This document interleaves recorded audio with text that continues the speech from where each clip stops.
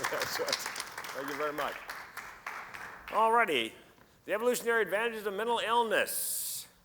So what if those of us diagnosed with mental illness are not in fact, or do not in fact have a genetic mutation, but in fact an amazing evolutionary adaptation? What if mental illness, as Malcolm Gladwell says in his book, David and Goliath, is in fact a desirable disadvantage?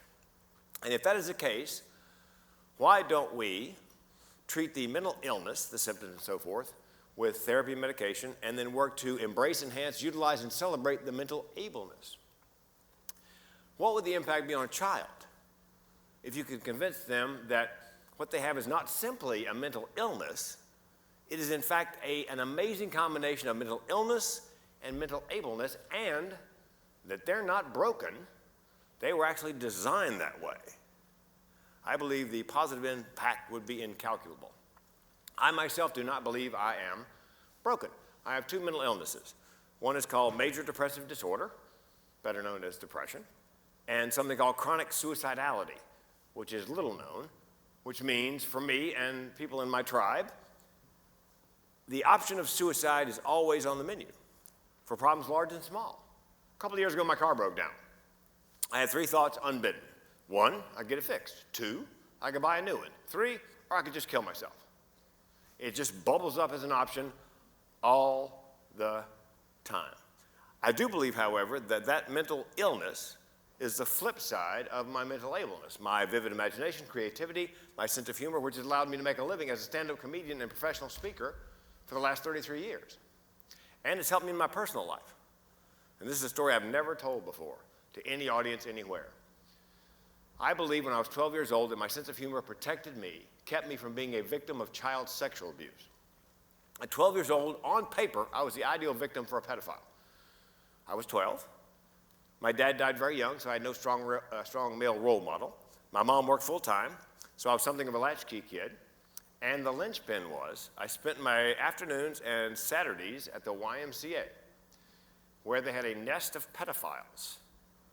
Yeah, pedophiles, bumping into a pedophile is sort of like the idea behind real estate. It's location, location, location. And pedophiles are great networkers. They hire one another, promote one another, cover for one another. So the outgoing youth director, pedophile Steve, hired the incoming youth director, pedophile Wayne. And I'm in Wayne's office one day, and as my mother would say, apropos of nothing, just he and I, he said to me, "Frank, have you ever been involved in group masturbation?" I said, "Wayne, you know what? I never really pictured masturbation as a team sport. More of an individual sport like golf." And he laughed until he cried, and then he left me alone. So you could say that my sense of humor saved my behind. Literally. Yeah. And I got to tell you, I know a lot of comedians. I must tell you, a disproportionate number of comedians that I know have a mental illness. There's a guy, unfortunately recently deceased, named Mike McDonald, a comic out of Canada. He said there are two kinds of comics, diagnosed, undiagnosed. Yeah, that's nature of the beast. And I got to tell you, my best comedy students are the mentally ill. I taught a class designed for mentally ill people by a guy named David Grenier in Vancouver, British Columbia. Let's see, make sure I go. Revolutionary, that's the comedian. Yeah, sorry about that, I'm a little behind on my slides. I was afraid, like Glenn, it wasn't going to fire. The class, I'm sorry. Hold on. Oh, Palm Pilot. Yeah, keywords. Problem with this? I'm always downloading to the sink. Oh! The class is called Stand Up for Mental Health. It's for people who have a mental illness and they want to write and perform stand-up comedy based on their battles with mental illness. The idea to reduce the stigma. And you have to have a diagnosis to be a student, and you have to have a diagnosis to be the teacher. So it's part comedy class, part peer counseling session. It's amazing. And they were the funniest people. Stuff came out of their mouths, unedited, that was ready for prime time. I'll give you a couple examples. I was having coffee with a potential student named David Lynn. David Lynn was from Kentucky. I said, "David Lynn, tell me about yourself." She goes, "Well, I'm from Kentucky." No kidding. "And I've had 6 husbands. I only shot one of them, but that's another story." Whoa, write that down. Lisa, oh, by the way, last name's withheld, comedy coach, client confidentiality. Lisa came to me. She was dual diagnosed, alcoholism, depression. She'd just come from an AA meeting where the speaker had apparently mentioned Christopher Columbus. So she comes in. I go, what do you got, Lisa? She goes, well, I think Christopher Columbus was an alcoholic. Why do you think that? Well, his big idea, if you recall, was to sail east to get west. Doesn't that sound like something you'd come up with in a bar? And then he did it. And when he landed, like an alcoholic, he had no idea where he was. When he got back, like an alcoholic, he couldn't tell anybody where he'd been. And he got a woman to finance it twice. That gives me chills. That's so good. I had a woman named Camille. Her backstory, her mental health backstory was nightmarish. But again, because we're all diagnosed, you could share. She said, I went to see my psychiatrist. He asked if I was depressed. I said, yes. Having thoughts of suicide? Yes. Do you have a plan?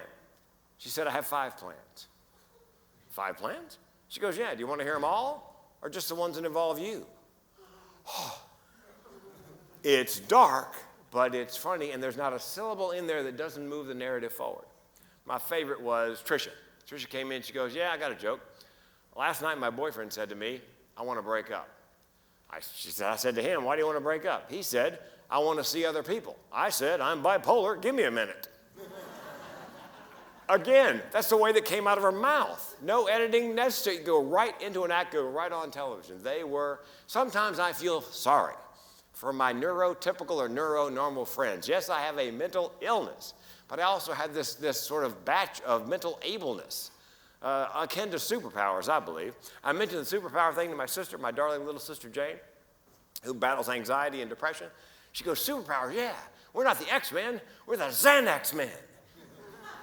Yeah, so I think I've got a list of people here who, there you go, famous people with depression. These are rich, famous, and or notable people. 3 things I am not. But this is, and you can see there are creative, obviously, comedians, singers, politicians, and so forth. The Xanax Men. I decided that, and when I speak to kids in middle and high school, I suggest them they create a superhero avatar. DC comic or Marvel, some character that they really like, and then, sort of customize it to their situation. Because if you think about it, most superheroes have issues. Had something tragic happen in their lives. Superman was put into a capsule, fired into space, and his home planet blew up. I'm guessing he has a little separation anxiety. Batman saw his folks going down the street when he was a child. A little PTSD. Spider-Man, bitten by a radioactive spider. Okay, I'm not saying they're all equally tragic, but they all have issues. So I figured out who my superhero avatar would be. I said to my wife, but guess who it is? I said, by day, I'm mild-mannered, easygoing, laid back until I get mad.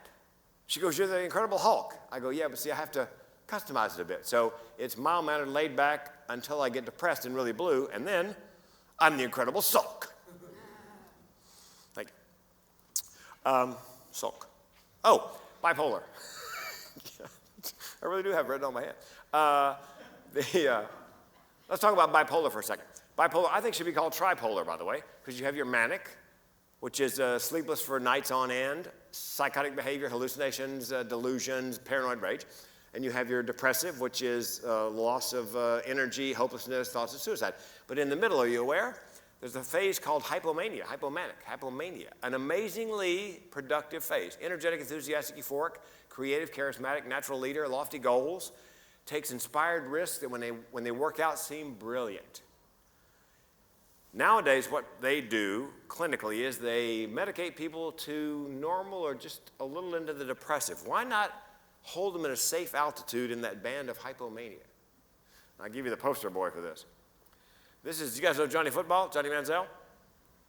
Johnny Manziel, undiagnosed bipolar. He was just diagnosed recently. But in his young life, he was the youngest person ever to win the only freshman ever to win the Heisman Trophy, quarterback of the year, AP All-American, and then, of course, he went to play in the NFL for the Cleveland Browns for 2 years. I believe because he used the things that he had when he was in the hypomanic phase, as you can see there. However, he was untreated, undiagnosed, and the only thing he did for treatment was alcohol. So this is what he did. This is the obviously the things that happen to you when you are in the depressive phase, and this is what happened to Johnny Manziel. Arrested and charged, suspended him for half the year, stopped by a policeman with his girlfriend, something about spousal abuse, picked up by the Dallas police. The good news is Johnny Manziel has been diagnosed. He is now in therapy, taking medication, in talks with the New England Patriots to resume his football career. And he's not alone in terms of famous people with bipolar disorder. All these folks, rich, famous, and or notable, have had bipolar. So here's my question.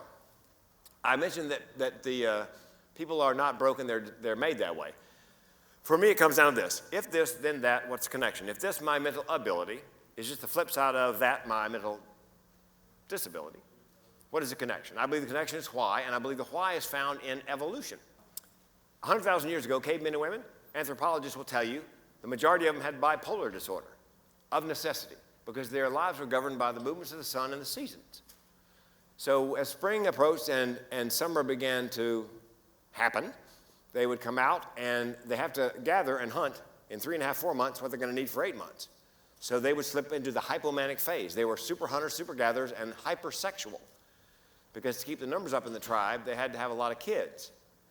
By the way, to this day, one of the groups at most at risk for bipolar are women of a reproductive age.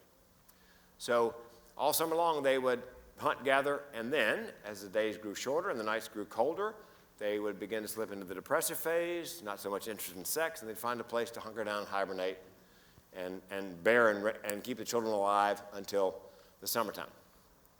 So the question is, are there any other mental illnesses from, that date to that time period that were survival skills? OCD. You have to take the 4 months worth of hunting and gathering and store it in such a way that it'll sustain you for 8 months. Who better to be your quartermaster or supply sergeant than somebody who is obsessed with organization and cleaning rituals? Parasites, bugs, germs, no Purell, hand sanitizer.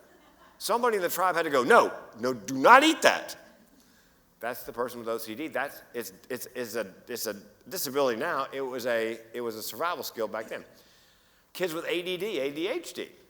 Nowadays, we make fun of kids because you put them in a desk, chain them down, force them to look at a board for 6.5 hours, and wonder why they disrupt the class. It's because they're wired like the kids 100,000 years ago.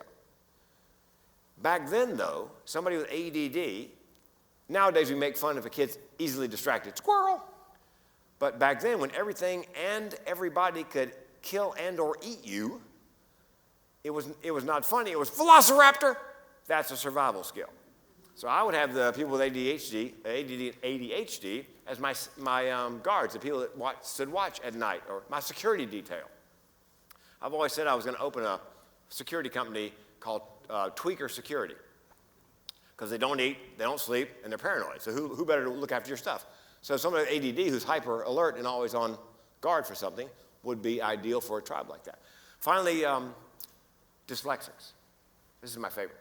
Do you guys know dyslexics have better peripheral vision than ordinary humans? Yep. And ordinary humans, generally when they're looking, they're seeing whatever's in the frame directly ahead of them. They can see the rest, but they're not focused on anything but this. Dyslexics tend to focus on the whole, the panoramic. So, yeah, and they have the uncanny ability to spot the anomaly. What's wrong with the picture? It's never play Where's Waldo with a dyslexic for money, because they'd be like, there. So I would have them, I assume they probably did. They were the scouts. They walked point as the tribe went from, like the winter grounds to the summer grounds, because they would pull up to a field, forest across here. Everybody else just sees a solid wall of bushes and trees. The dyslexic goes, you see right next to that oak tree? What looks like a bush? That's a guy covered in leaves and twigs with a spear. They're able to pick out the anomaly. All right, now, as in Glenn's slideshow, why should we care? What difference does that make nowadays? Here's what I think we should do with that information. We should change the IEP, the individual education plan for students with mental illness, to treat and minimize the mental illness and embrace, enhance, energize, and celebrate the mental ableness. You got a kid with OCD. Should have a curriculum that requires attention to detail and precision. STEM, science, technology, education, mathematics, perfect. Arts and humanities, forget it. Yeah. Flip the equation. The kid with dyslexia, forget STEM. Arts and humanities, fewer letters, fewer numbers, and multidimensional complex tasks. Why not play to their strengths? And the kid with ADD, I've got a friend named AJ, who is a professional trumpet player who taught public school, band in public school for a couple of years. He said, Frank, some of the kids with ADD, they were the best students I had. And bar none. The trouble was, I could tie them into a chair for 50 minutes, make them practice scales, but after 10 minutes, that next 40 minutes, they didn't get any better. So what he did was he bought an egg timer. And he said to the kid, look, 10 minutes, you're going to practice your scale till the egg timer goes off. When it went ding, he goes, okay, sit there for 10 minutes. Now you're going to practice that piece you're performing on Saturday till the timer goes off. Ding. Okay, now we're going to practice our breathing for 10 minutes. And he said the transformation was amazing because they are extremely capable just in short bursts. So bottom line is we are just now beginning to scratch the surface to figure out why it is our brains go wrong. Early research shows that it is probably because what we call mental illness today is actually, in fact, an amazing combination of mental illness and mental ableness. And by the way, I put those lists of famous people up there. You do not have to be mentally ill to be rich, famous, and or notable. But apparently, doesn't hurt. Thank you very much.